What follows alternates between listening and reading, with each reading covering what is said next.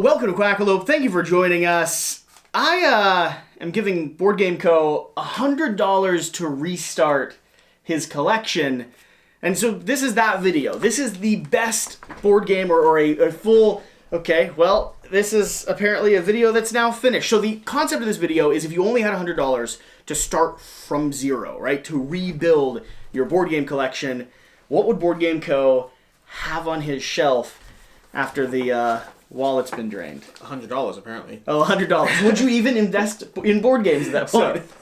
So basic idea, this is a hard challenge because games are not cheap, and $100 doesn't go as far as you might think. It buys 1/4 of my favorite game. Yeah, that sounds about right. I would say the average game is going to run you, the average good game is going to run you somewhere around $30, I would say. So when you start trying to get a bunch of games, which I managed to get to 5 games, you have to be cutthroat, and even then, it's hard because I started looking at a bunch of cheap games, you know, $10 games. You can find a lot of $10 games, but they're not what I would want for a collection. $10 games is not as satisfying as a few slightly better games. Sure. And so this is not, by no means, this is a comprehensive collection. By no means am I checking all the boxes I would want to check if I were giving you 10 essential games for a collection. Yep. No, this is I have $100. I can only do so much with it, and so we did what we could. And by the way, I cheated. $102.47. That's what I spent. Broke the bank. Broke the bank. I couldn't. I tried getting it under. I couldn't. I was like, forget it. And it's not entirely just a conversation about the $100. It is about using the money to the best of your ability to get the most out of that squeeze.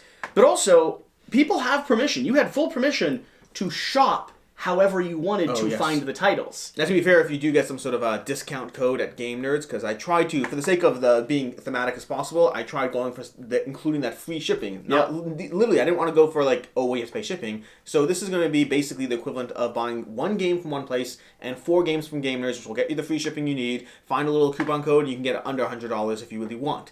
That said, let's go ahead and start this off. We have 5 games. Okay. 3 of them are here. 2 of them are not, but we'll go over each one. And starting off with the first one, actually the pricing point over here. This video is not sponsored by Game Nerds, but Game Nerds, if you want to talk to this guy, let him know. I don't even know what Game Nerds is. They sponsor the Dice Tower. Oh! Yeah, exactly. Okay. We're cool. We're cool. You know? We're cool. Hey guys. You're welcome. Game Nerds. Codenames Duet is going to be my first pick, coming in at $13.97. Codenames Duet is the first game. $13 off Game Nerds. $13.97.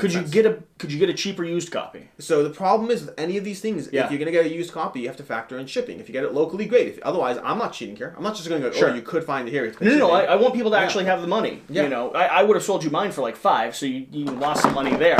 Either way, why Codenames Duet? Why is this the base point? Because I would have went... If I was doing this, I would have went Codenames ahead of Codenames Duet. It's a reasonable question. I'm glad you asked it, because this way I wanted to just offer it. I was going to offer it up. Oh, perfect. But Codenames Duet. First of all, I love Codenames. This fulfills the party genre. I already said I'm not checking all the boxes, so we can give up on that. But this does fulfill and check off the party genre. Duet does? Codenames Duet, yeah. It's a party game. It's still a party game. Still gives you that party game feel. For 2 people? Okay, Can you play Codenames Duet with multiple people? Of course you can. Yeah. It's the same game. Yes. What am I thinking? Just because it says Duet on the box... You can play Codenames. You can play regular Codenames. Now you have to do it's a team Codenames. It is team Codenames.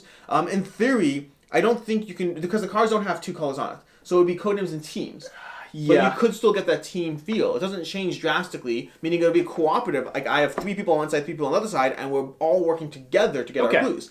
I've done it, by the way. It works. It's not, if you're playing Codenames with teams, my preferred Codenames is base Codenames. But if you're playing... You could also, though, just Google search Codenames puzzles, print out your own little square, and play base Codenames. Well, if we're cheating like that, then a whole bunch of these things. I was trying to spend money here, but just spend as little money as possible.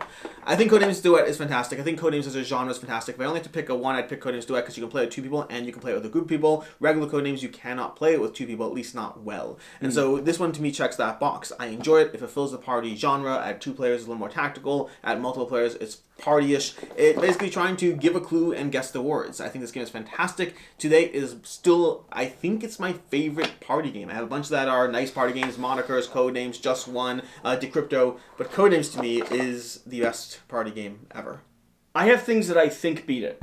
Okay. And then I play it again. This is not your list, this is my list. And then I play it again. Yeah. And I second guess the things that I thought for a moment were going to take it down. Ready for the next one? Yeah, absolutely. We're going to tackle one that's not currently here. Also from Game Nerds, we have the Quest for El Dorado.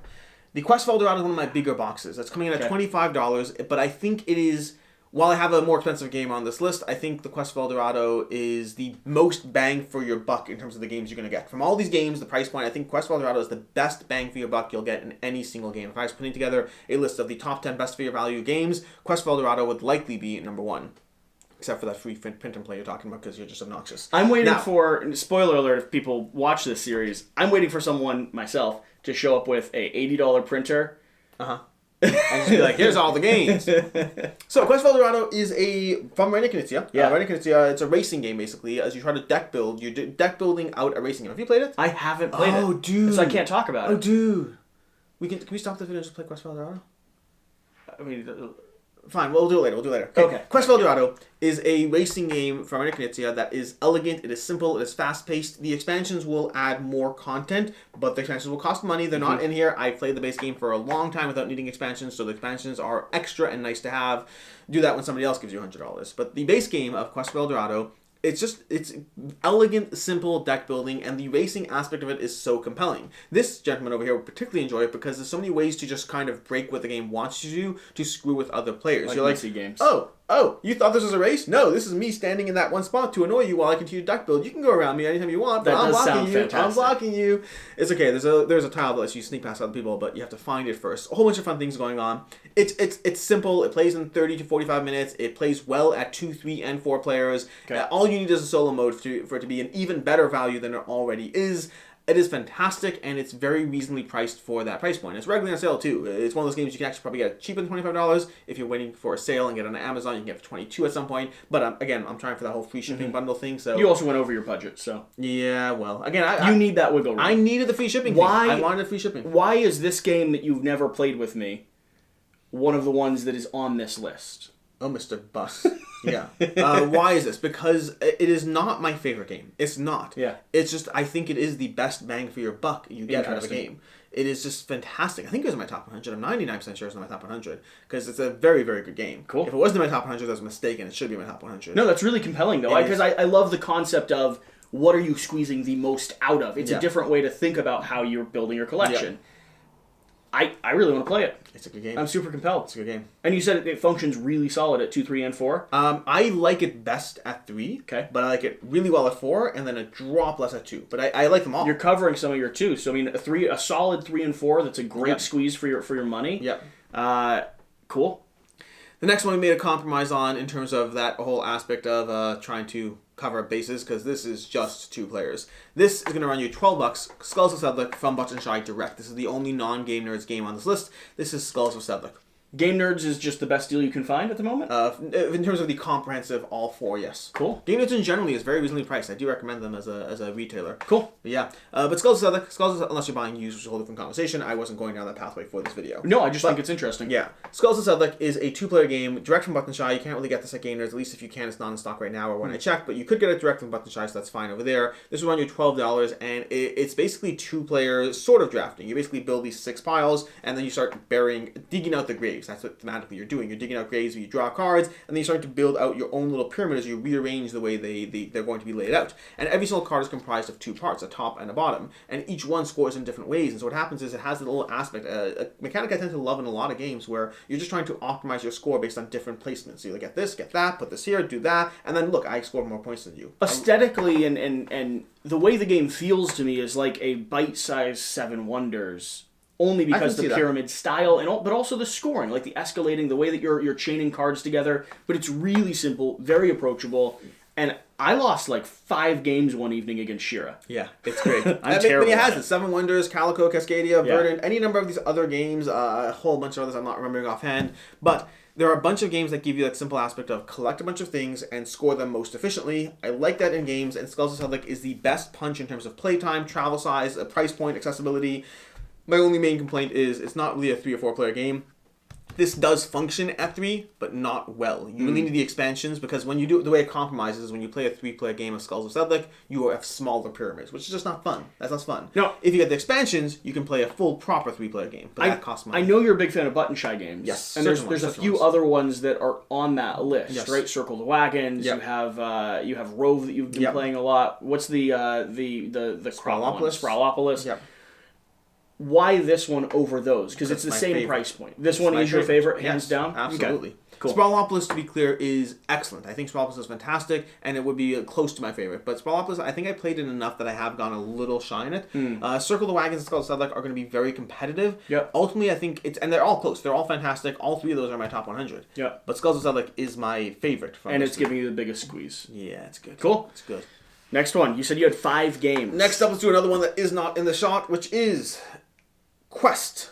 Now, the ones that aren't in the shot are games that you actually own. Yeah. We I just doing that. I just happen to not bring them over here. All 5 of these I own. Yeah. So, Quest. Quest is a game. It's $14.47. Is that it? Yeah.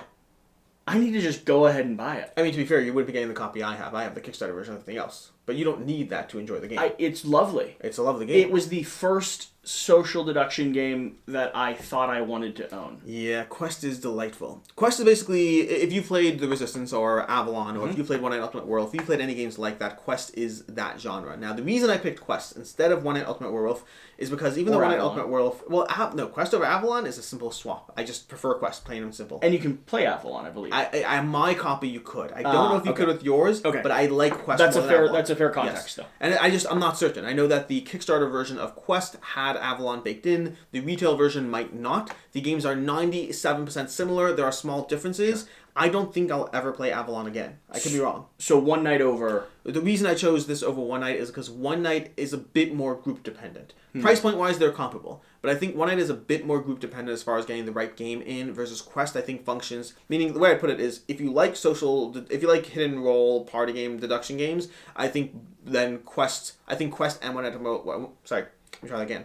If you like hidden role games, Quest will work for you, in my opinion. If you like hidden role games, One Night Ultimate Werewolf might work for you. It depends on the messiness aspect. And so I think I see the difference there, though. Yeah, I think I just have a bigger hit rate with Quest. They were both going to play at large player counts. One of the reasons I would have chosen One Night Ultimate Werewolf over Resistance is because Resistance has a minimum of 5 players. One Night Ultimate Werewolf functions as low as 4. Okay. Versus Quest starts off at 4.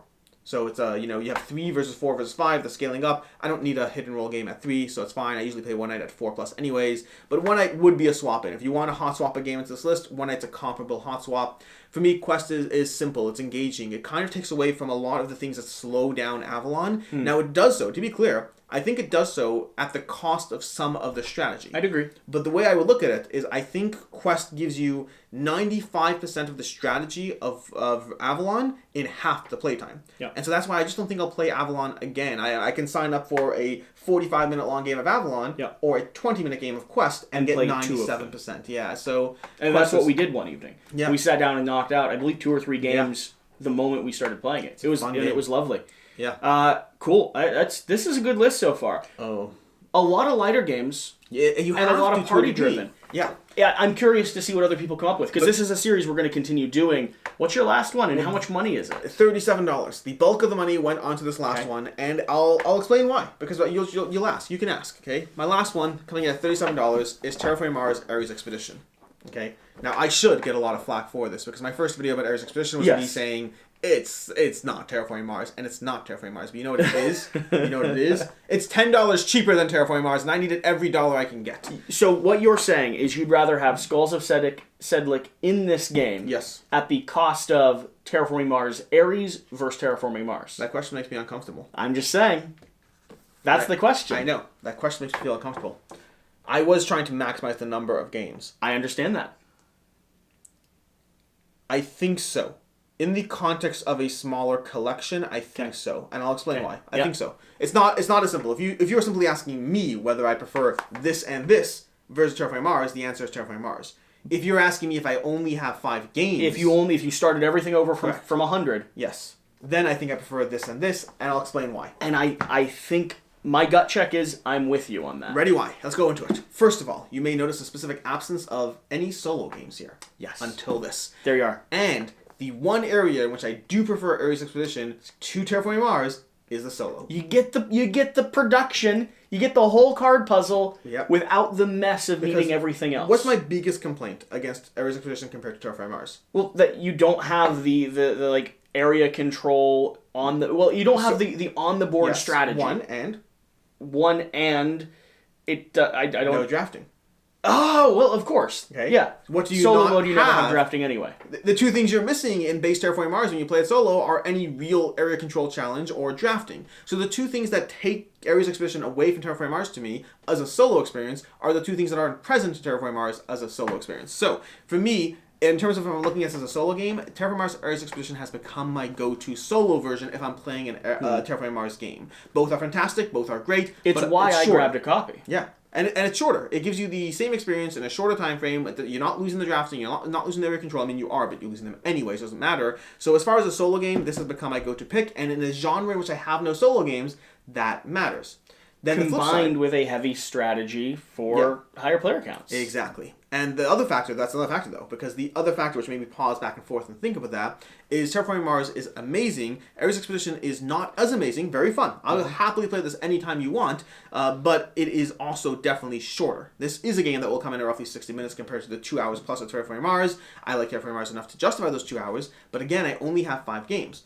And at this point, my only strategy game that I can play would be Quest of Dorado, because the other 3 are lighter experiences. So the only 2 real games, that's not the right term, but you know what I mean. The only 2 real games in this collection of 5 is Quest of Dorado and Terraforming Mars. Yeah. And so I want to have something that I could play in without signing up for 3 hours. So I guess the final question, the last question I have for this series, I have 2. So it's not going to be the final question. There's going to be 2 questions. First off, who should I do this series with next? Who's getting the next $100?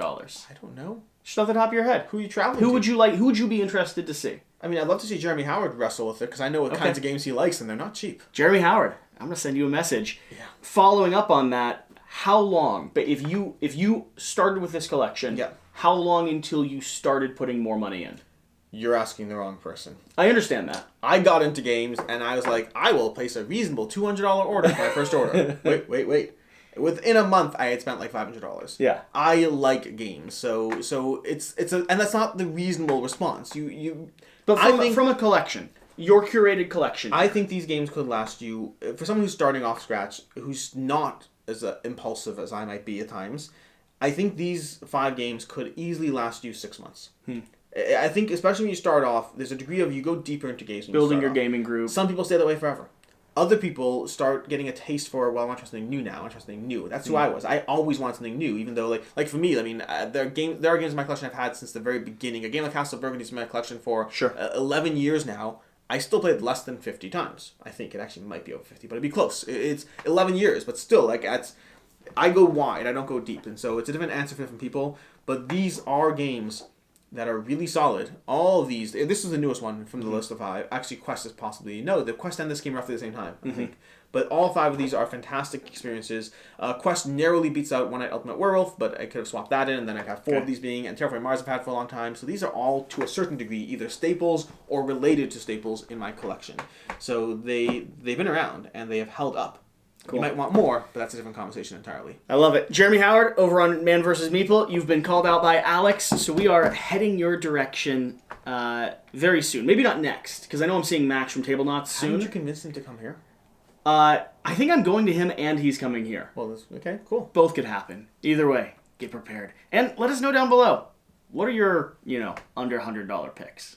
See you next time. Thanks.